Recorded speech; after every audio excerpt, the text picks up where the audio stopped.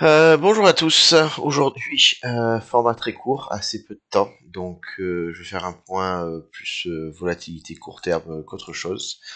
Ok. Euh, donc lors de la dernière vidéo, vous voyez les vidéos, les historiques sont là. Pour faire rapidement, on a vu une première idée, c'est pas ici, c'est là, le 30-10, donc il y a déjà pas mal de temps. J'avais identifié, on était c'était par là, voilà, dans le range, s'il y a cassure du range, la résistance là-haut, qu'on n'a pas dû toucher, et le support prévu, ok. Ensuite, les supports moyen terme, donc voilà, si jamais on cassait vers le bas, on avait donc ici les sous les 100 000, et après ce niveau-là, etc., etc. Et j'ai fait une update un peu plus court terme ensuite, qui était donc euh, que probablement on viendrait entre les 102 000 et les 100 000. Donc ça, c'était l'idée, c'était le plan pour la semaine.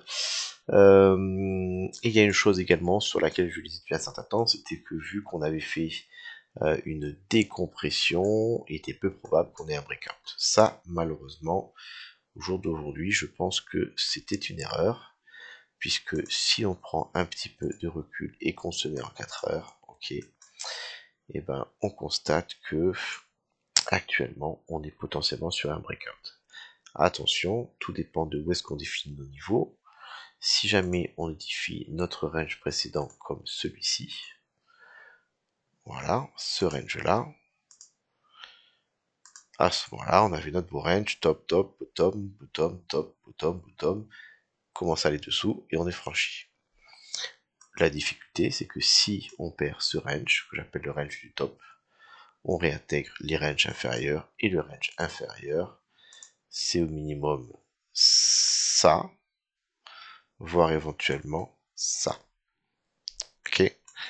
Donc actuellement, en plus avec le top qu'on a fait ici et le piège, on est sur quelque chose qui est relativement vert, pour pas dire même très vert. Plus concrètement, ok, on va prendre deux choses, on va regarder nos indicateurs de volume. Donc déjà, comme actuellement on est en train de revisiter un petit peu ce range qui est ici, maintenant le volume, avant je le prenais sur ce range là, maintenant je le prends plutôt par ici pour la partie qui le concerne. Choix perso, hein, voilà.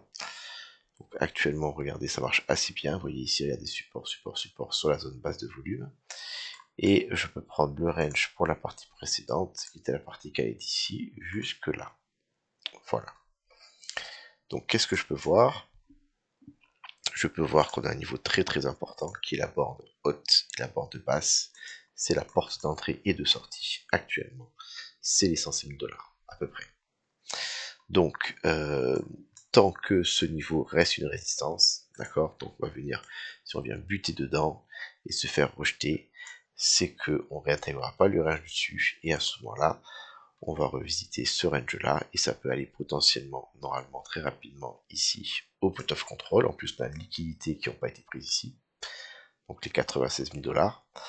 Et ensuite, assez logiquement, on devrait venir reprendre le niveau des 90 000 qui correspond également à un niveau support-résistance précédent. Support, support, support, support, support. Perdu, résistance, résistance, résistance franchie. À peu près par là. Voilà. Donc ça, c'est ce à quoi je m'attendrai si jamais on se fait rejeter sur le niveau qui est ici. Sur du plus court terme, actuellement, on est toujours bearish, puisque depuis la grosse volatilité d'octobre, le range qui a été posé, vous voyez, on avait un range qui était assez bien défini ici, qui avait été posé, bah, ce range là aussi a été perdu, puisque actuellement, regardez, support, rebond, franchi, et actuellement, résistance pile poil sur les anciens supports.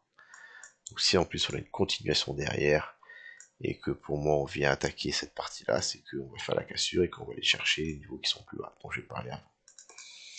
Donc le marché est bear, court terme c'est bear, 4 heures c'est bear, parce que c'est une cassure vers le bas, daily c'est pas non plus extraordinaire, donc voilà. Euh, Faites attention à vous, attention à vos risques.